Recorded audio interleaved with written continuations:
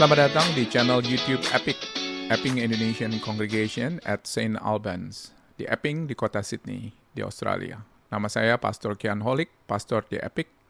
Di channel ini Anda bisa mendengarkan khotbah-khotbah Alkitabiah berdasarkan Injil Yesus Kristus. Selamat menikmati dan jangan lupa untuk subscribe dan like channel ini. Tuhan memberkati. Apabila ada pertanyaan, silakan hubungi kami di IG atau di FB at epic.stalbans. Kiranya Tuhan memberkati. Buat kebenaran firman-Mu yang boleh kami baca sekali lagi dan boleh kami renungkan pada saat ini, kami berdoa supaya Engkau sendiri yang boleh ada di tengah-tengah kami dan berbicara kepada kami sesuai dengan firman-Mu, dan biarlah kiranya Engkau yang boleh mengubahkan kami sekali lagi ya Tuhan, dari kebenaran firman-Mu ini, supaya kami boleh menjadi orang-orang yang semakin hari semakin mengerti siapa Yesus, dan terutama semakin hari semakin mengerti apa yang Yesus telah lakukan bagi kami.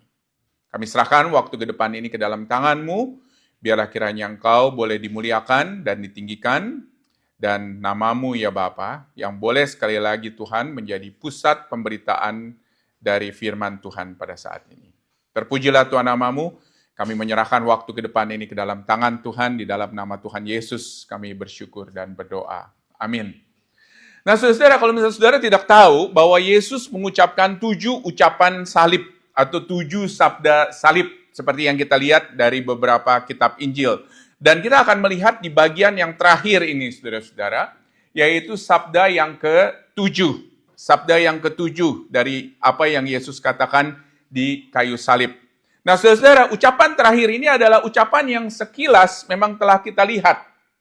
Ketika kita melihat ucapan pertama dan kedua, atau sabda pertama dan kedua, kita sempat melihat, saudara-saudara, sabda yang terakhir ini. Karena semuanya itu ada di dalam rangkuman yang ada ditulis oleh Injil Lukas, saudara-saudara, di Lukas pasal yang ke-23. Nah, ucapan yang terakhir ini, itu adalah ucapan Yesus ketika Yesus menghembuskan nafasnya yang terakhir. Ketika dia menyerahkan nyawanya, karena dia adalah bukan hanya Allah, tetapi dia juga adalah manusia. Ketika dia menyerahkan nyawanya, saudara-saudara, ini adalah ucapan terakhir dari Yesus ketika Yesus ada di salib, saudara-saudara. Dan bahkan kalau misalnya kita lihat ketika Yesus hendak mau meninggal pun, hendak mau mati pun, dia masih, saudara-saudara, mengajarkan kita. Karena apa? Karena ucapan-ucapan di salib itu adalah bagian daripada khotbah Yesus, pengajaran Yesus yang dia ingin kita mengerti, saudara-saudara. Nah, yang menariknya, Yesus mengajarkan kita sebetulnya kata-kata yang dikeluarkan atau dikatakan oleh pemazmur, saudara-saudara.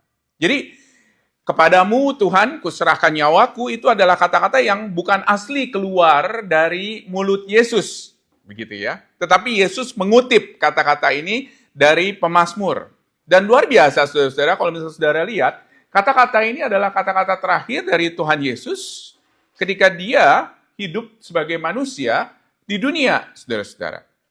Kemarin kita sempat melihat ya, beberapa minggu yang lalu, kata-kata terakhir contohnya dari para pilot. Karena kata-kata itu dicatat, saudara-saudara, oleh black box, ataukah oleh perangkat rekam yang ada di pesawat.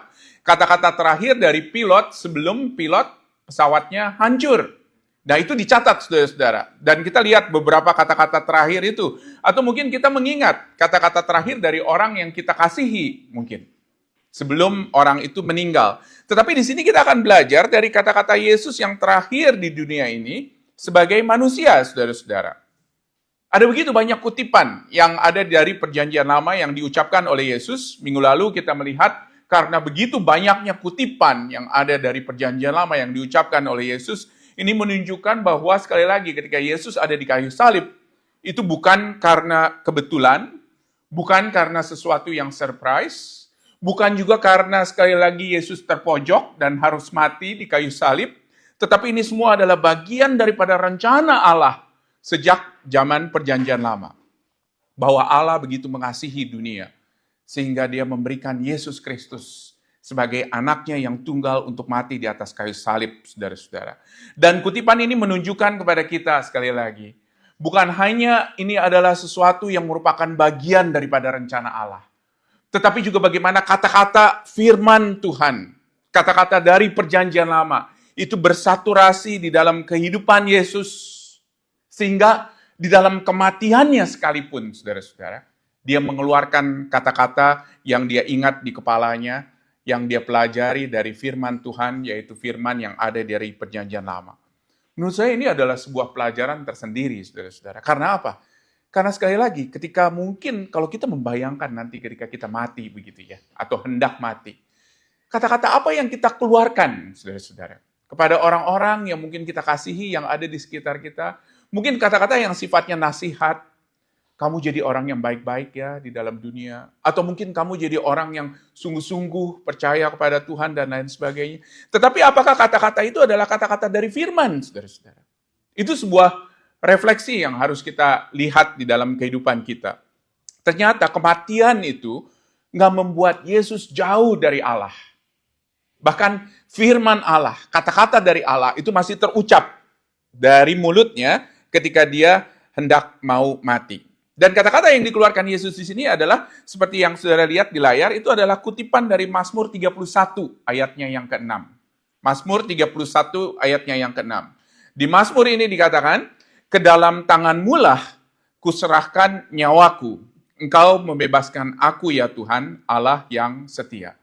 Dan ini adalah kata-kata dari Daud, saudara-saudara. Dari Daud. Ketika dia dikejar-kejar musuhnya.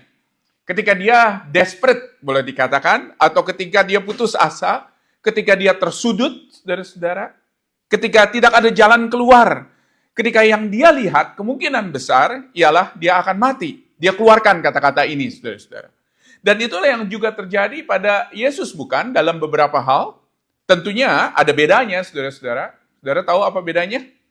Beberapa hal, saudara-saudara, yang kita lihat bukan hanya kata-katanya beda, tetapi di sini Yesus dikatakan memanggil siapa? Bapak ya, memanggil Bapak. Ya Bapak, dia katakan. Dan itu tidak ada di dalam Mazmur 31. Tentunya, saudara-saudara. Ini menunjukkan bahwa Yesus tahu dengan jelas pada waktu itu, kepada siapa dia memanggil. Kepada siapa dia berteriak, bukan? Betul nggak? Dan dia tahu, kepada siapa juga dia menyerahkan nyawanya, saudara-saudara. Kepada satu sosok Allah pada waktu itu, yang berotoritas atas hal ini. Dan itu adalah satu perbedaan yang sangat penting sekali, saudara-saudara. Ada sebuah kepastian dari Yesus bahwa dia menyerahkan nyawanya pada waktu itu kepada Allah Bapa. Ada satu kepastian dari Yesus bahwa yang baik, yang bisa menolong dia pada waktu itu adalah Allah Bapa. Apa bedanya yang lain, saudara-saudara? Antara kata-kata pemazmur dengan kata-kata Yesus di sini. Bedanya yang lain ialah Yesus tidak sedang terpojok di sini. Betul nggak? Yesus tidak sedang desperate. Dia tahu dia akan mati. Tetapi dia juga tahu, saudara-saudara, bahwa dia sedang menyelesaikan pekerjaan Bapaknya. Kita lihat ya minggu lalu ya.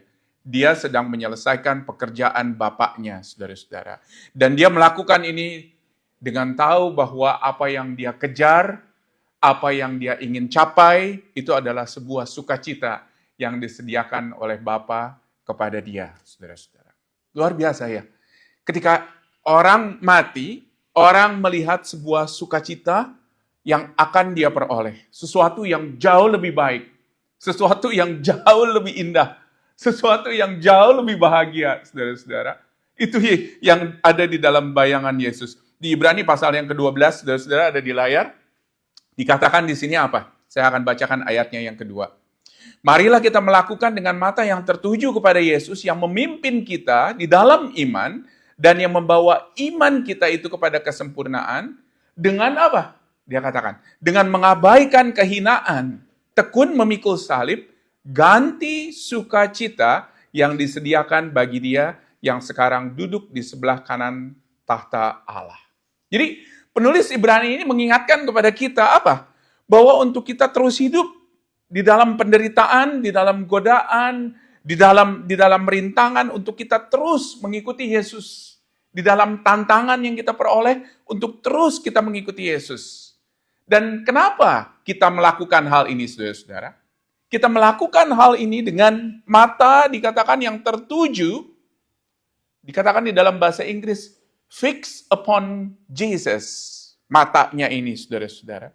Karena apa? Karena Kristus sendiri telah melalui penderitaan ini, tetapi yang luar biasa dia mengabaikan kehinaan, mengabaikan penderitaan, dan dikatakan dia tekun memikul salib untuk menggantikan sukacita yang telah disediakan bagi dia. Ini yang sulit dibayangkan oleh kita, saudara-saudara. Karena sekali lagi, bagaimana Yesus yang maha tahu, maha kuasa, dia sedang menghadapi penderitaan pada saat itu, tetapi dia tahu apa yang akan terjadi, bukan? Di sisi yang lain dari kehidupan dia yang ada di dalam dunia ini. Saudara-saudara, bagi kita yang tahu mengenai hal itu, bagi kita yang tahu mengenai sukacita yang telah Tuhan sediakan kepada kita, saudara-saudara, maka ketika kita mengakhiri kehidupan kita di dalam dunia ini, maka saudara-saudara kita akan tahu bahwa ada sesuatu yang jauh lebih baik. Betul nggak? Ada sesuatu yang jauh lebih indah. Ada sesuatu yang jauh lebih bahagia yang Tuhan telah siapkan kepada kita, saudara-saudara. Jadi sekali lagi, apakah ini adalah kata-kata putus asa? Menurut saya tidak. Apakah ini adalah kata-kata desperation? Menurut saya tidak.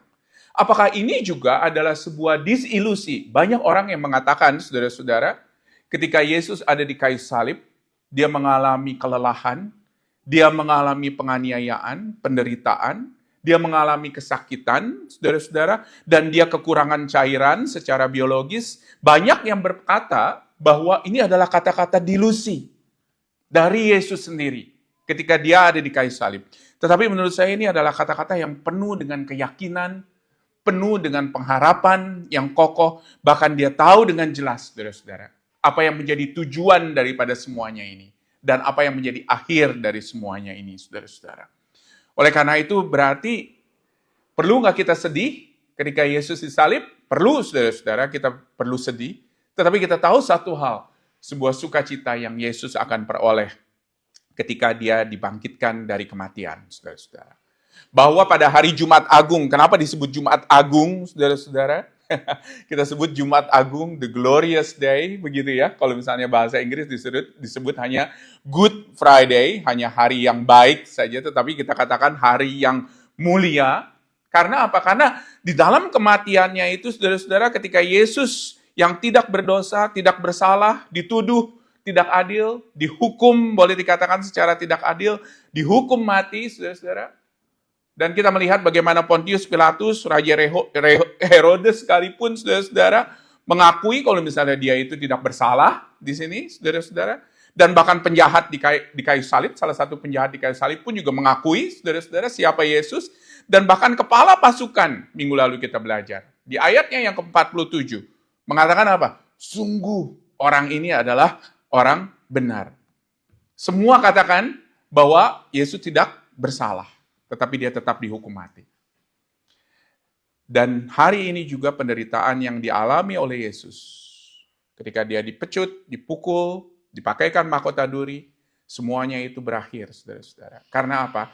Karena kebangkitan Yesus dari kayu salib. Kebangkitan dari kematian. Saudara, banyak dari kita saat ini membicarakan mengenai tekanan mental ya yang dialami oleh Yesus. Betul nggak? Karena apa? Karena dulu kita mungkin tidak bicara mengenai hal-hal yang sifatnya merupakan tekanan mental. Tetapi sekarang kita banyak bicara mengenai hal itu, saudara-saudara. Saudara-saudara, bayangkan betapa beratnya bukan hanya penderitaan fisik, tetapi tekanan mental yang dialami oleh Yesus, saudara-saudara, ketika dia ada di kayu salib. Tetapi semua tekanan yang begitu berat, apakah itu adalah penderitaan, tekanan mental, kesengsaraan, itu semuanya, saudara-saudara, menggambarkan mengenai apa? Menggambarkan mengenai begitu beratnya dosa kita di hadapan Allah. Sehingga Yesus harus mengemban itu semuanya, saudara-saudara. Begitu jahatnya kita di hadapan Allah. Begitu selfishnya kita di hadapan Allah. Sehingga anaknya sendiri, saudara-saudara, harus mengemban hal-hal tersebut. Saudara-saudara, itu menunjukkan kepada kita sekali lagi betapa besarnya dosa-dosa kita. Tetapi kita bersyukur, saudara-saudara, kalau misalnya pada hari yang ketiga ini, di mana Yesus bangkit, Yesus menyelamatkan kita, manusia yang berdosa, saudara-saudara. Bagi orang yang beriman, yang percaya kepada apa yang Yesus telah lakukan, saudara-saudara, maka kita pun mengimani dengan apa yang sesuai ditulis oleh penulis kitab Ibrani pasal yang ke-10 ada di layar, saudara-saudara.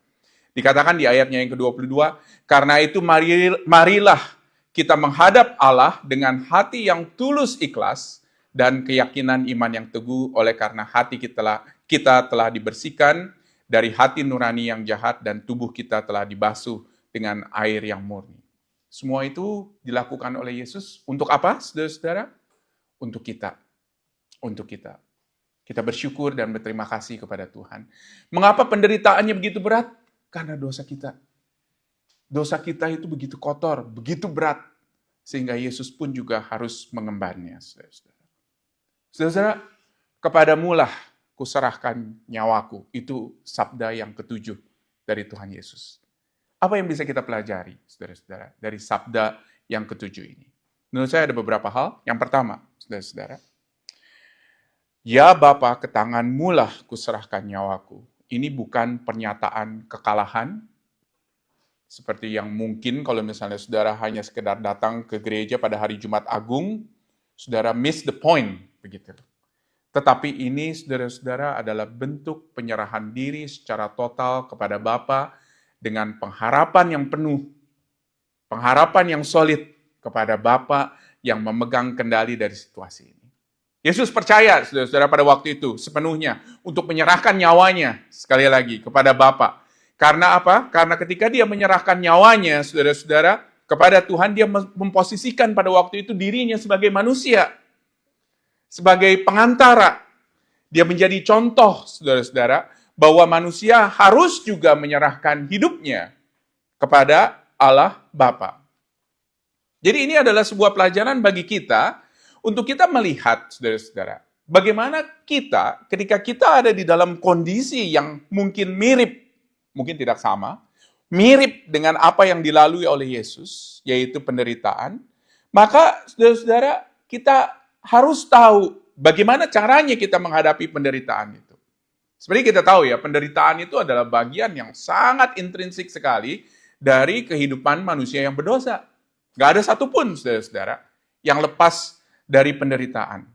Banyak orang berpikir pada saat ini, kalau Yesus sudah menderita buat saya, maka saya tidak perlu lagi menderita. Banyak yang berpikir demikian. Banyak yang beranggapan, kalau misalnya Yesus sudah mengerjakannya buat saya, maka saya tidak perlu lagi mengerjakannya. Ini semuanya adalah kebenaran yang bertentangan dengan berita Injil, saudara-saudara. Yang beranggapan kalau misalnya Yesus sudah menderita, maka saatnya untuk saya tidak menderita lagi, atau bahkan saya memperoleh kelimpahan dan kesejahteraan, saudara-saudara. Sehingga tidak ada yang namanya penderitaan. Dengan kata lain, saudara-saudara, banyak orang berpikir Yesus itu adalah menjadi seorang yang menderita buat saya, dia tidak punya rumah, seperti yang dia katakan sendiri, supaya apa? Supaya saya bisa tinggal di rumah yang mewah, saudara-saudara. Banyak yang berpikir seperti demikian. Tetapi tentunya hal itu berlawanan dengan apa yang dikatakan oleh Yesus sendiri, saudara-saudara. Di Lukas 9 ayat 23 dikatakan apa? Setiap orang yang mau mengikuti aku, ya harus menyangkal dirinya, memikul salib, dan mengikut aku. Setiap orang loh, saudara-saudara. Tidak terkecuali. Setiap orang yang mengikut aku, dia harus menyangkal diri, memikul salib setiap hari, saudara-saudara. Dalam bentuk apa pertanyaannya? Banyak orang berpikir di Australia kita tidak perlu lagi memikul salib. Betul nggak? Karena apa? Wah, Australia kan negara yang tidak memberikan penderitaan kepada rakyatnya. Kalau misalnya rakyatnya mau pergi ke gereja, tidak mau pergi ke gereja, mau pergi ke masjid, tidak mau pergi ke masjid, dan lain sebagainya, saudara-saudara, itu nggak ada yang namanya hukuman atau mungkin sebuah konsekuensi legal, saudara-saudara, yang diberikan kepada orang-orang tersebut, bukan? Betul nggak? Banyak orang berpikir di Australia kita tidak perlu lagi pikul salib. Benar nggak, saudara-saudara? Salah. Karena apa? Karena di Australia kita tetap harus pikul salib. Karena pernyataan daripada Yesus ini, saudara-saudara, ini nggak tergantung dengan di mana lokasi saudara. Ini nggak tergantung dengan siapa saudara. Semua orang dikatakan ketika mengikuti dia harus menyangkal diri dan memikul salib dan mengikuti dia, saudara-saudara. Bayangkan ada berapa banyak orang di Australia, orang Kristen di Australia, saudara-saudara, yang menyangkal diri. Karena apa? Karena sekali lagi saudara-saudara, ada begitu banyak tekanan yang diberikan dari sekularisme, sehingga ada begitu banyak orang, saudara-saudara, yang pada akhirnya harus memikul salib. Saudara-saudara, ketika kita berhadapan dengan guru-guru anak kita mungkin, yang mengajarkan mengenai paham LGBT contohnya kepada anak-anak kita di sekolah dasar di sini, apakah itu berarti kita tidak memikul salib? Ketika kita tidak diajak bicara oleh orang sekantor kita karena mereka tahu, saudara-saudara, bahwa kita pergi ke gereja setiap hari Minggu dan melihat kita sebagai orang yang aneh, apakah itu berarti kita tidak memikul salib? Setiap tempat, saudara-saudara, kalau misalnya seorang memang mau sungguh-sungguh mengikuti Yesus, dia harus rela untuk menderita, menyangkal diri, mengikut salib, dan memikul salib tersebut, saudara-saudara. Tetapi untuk apa Kristus menderita ini, saudara-saudara? Kristus menderita ini untuk memberikan teladan. Perhatikan dari 1 Petrus 2 ayat 21. Dikatakan di sini, sebab untuk itulah kamu dipanggil, karena Kristus pun telah menderita untuk kamu, dan telah meninggalkan teladan bagimu. Saudara-saudara. Penderitaan Kristus meninggalkan teladan bagi kita. Kita menderita, apa yang harus kita lihat? Apa yang Yesus telah lakukan ketika dia menderita, saudara-saudara. Pertanyaannya ialah, apakah kita meneladani Kristus ketika kita menderita? Bagaimana caranya saya meneladani Kristus? Dengan melihat apa yang Yesus lakukan tentunya.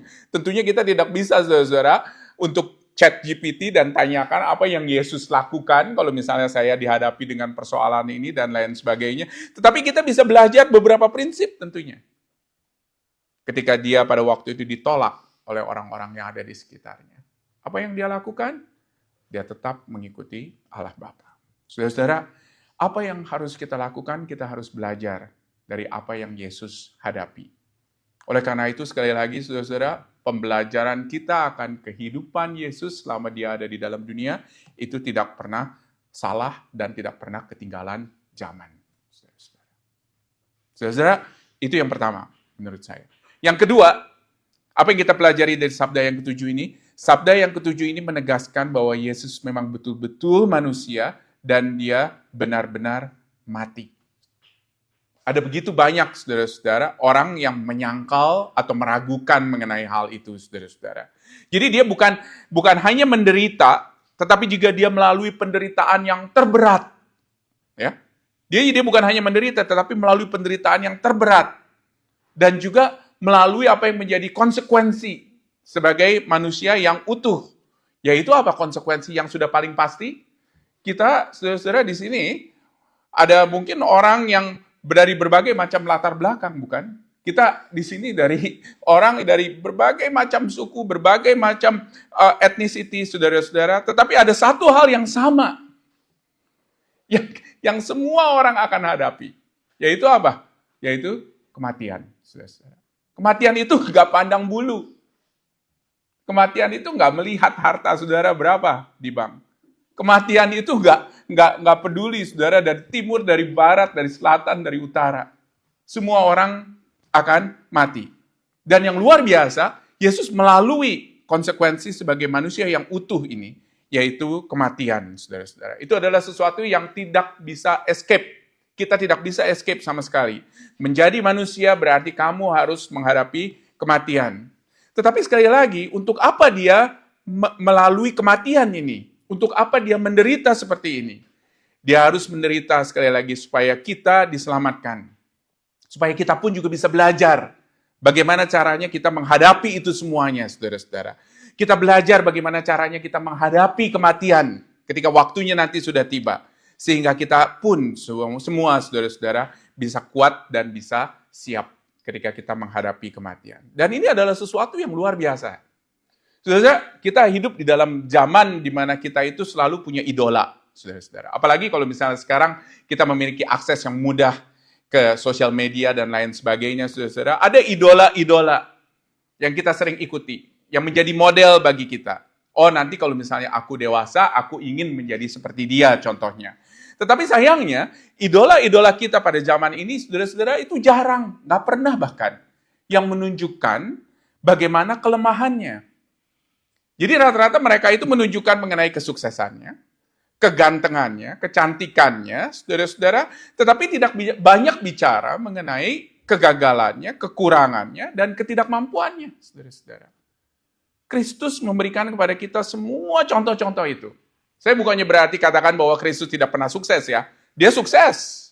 Ketika ada banyak orang mengikuti dia berbondong-bondong. Ribuan orang, saudara-saudara, mengikuti dia. Dia tenar nggak, saudara-saudara? Dia tenar. Ketika dia melakukan banyak penyembuhan sakit, penyakit, dan lain sebagainya.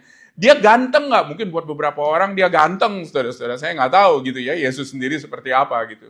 Kita selalu punya foto, kalau misalnya di Indonesia itu, Yesus itu seperti orang barat, begitu ya. Ganteng, hidungnya mancung, ada sedikit janggutnya, dan lain sebagainya, saudara-saudara. Tetapi kita nggak tahu Yesus seperti apa. Mungkin nggak dia ganteng? Mungkin, saudara-saudara. Yesus pernah merasakan semuanya.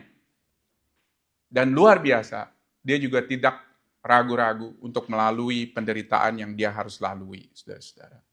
Oleh karena itu, ia sendiri menderita.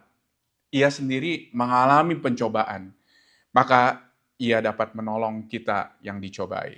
Di Ibrani pasal 2 ayat 18 ada di layar. Dikatakan di sini, sebab oleh karena ia sendiri telah menderita karena pencobaan, maka ia dapat menolong mereka yang dicobai. Luar biasa. Saudara, kita punya Allah yang menderita. Kita punya juru selamat yang menderita. Dan itu adalah sesuatu yang baik, saudara-saudara.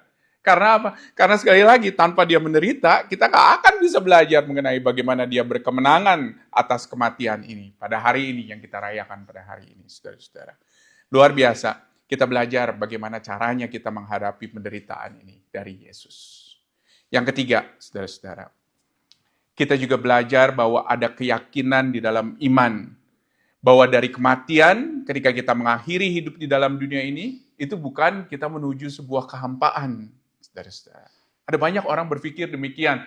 Katakan apa yang akan terjadi nih ketika saya menghembuskan nafas saya yang terakhir. No, saudara-saudara, kita akan menghembuskan nafas kita yang terakhir dan pada saat itu juga, saudara-saudara, Allah akan bersama-sama dengan kita. Ini bukan sebuah fase di mana ada eksistensi yang tidak jelas. Tetapi ketika kita menyerahkan nyawa kita, Tuhan akan memberikan kepada kita kehadirannya, saudara-saudara. Luar biasa, itu adalah sebuah janji yang dia berikan kepada kita. Dan ini semuanya hanya bisa kita peroleh karena kita yakin di dalam Yesus Kristus. Seperti Yesus yakin ketika dia menyerahkan nyawanya, saudara-saudara, Bapa, kepadamulah kuserahkan nyawaku, demikian juga kita harus yakin. Ketika kita nanti mati, kita bisa katakan, Bapa, kepadamulah kuserahkan nyawaku. Bagaimana keyakinan ini, saudara-saudara, bisa timbul di dalam kita? Keyakinan ini hanya bisa timbul di dalam kita ketika kita memiliki iman yang kokoh di dalam Yesus Kristus. Tanpa kita percaya kepada Dia sebagai Allah yang datang ke dalam dunia, sebagai manusia untuk menyelamatkan kita, saudara-saudara, maka kita tidak akan memperoleh keyakinan kalau misalnya kita akan langsung bertemu dengan Allah di surga, saudara-saudara.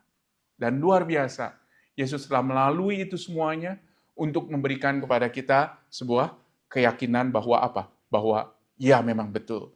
Melalui kematian sekalipun, itu aku tidak akan melalui mara bahaya. Melalui lembah kematian sekalipun, sekali lagi, itu akan ada gadamu dan tongkatmu yang merupakan bukti daripada penyertaan Allah di dalam kehidupan kita. Sesuatu yang sangat luar biasa, saudara-saudara, terjadi. Saya yakin dan percaya ketika kita melalui kehidupan yang ada di dalam dunia ini, kita tidak akan lepas dari penderitaan. Tetapi bagaimana caranya kita melalui penderitaan ini? Dengan kita melihat kembali apa yang Yesus telah lalui.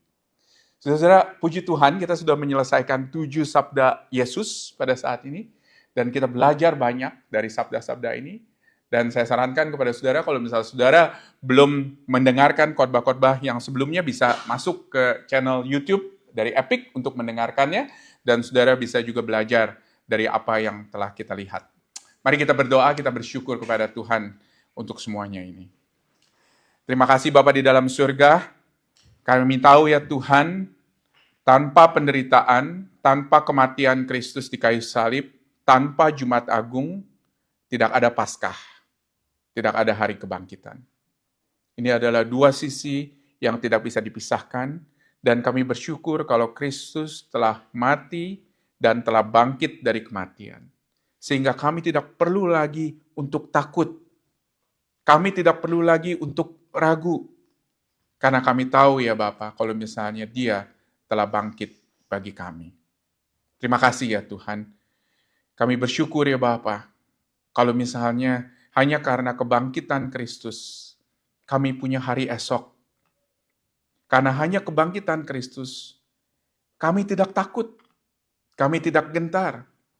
Hanya karena kebangkitan Kristus ya Bapa, dan penderitaannya di atas kayu salib, itu membuat kami juga ya Tuhan, kokoh, kuat, dan tegar untuk kami boleh melalui penderitaan yang kami alami di dalam dunia ini.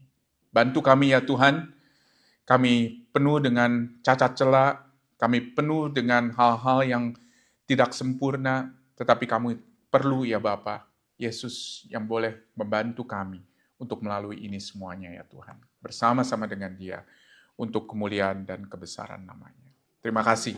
Kami bersyukur dan berterima kasih hanya di dalam nama Tuhan Yesus. Amin.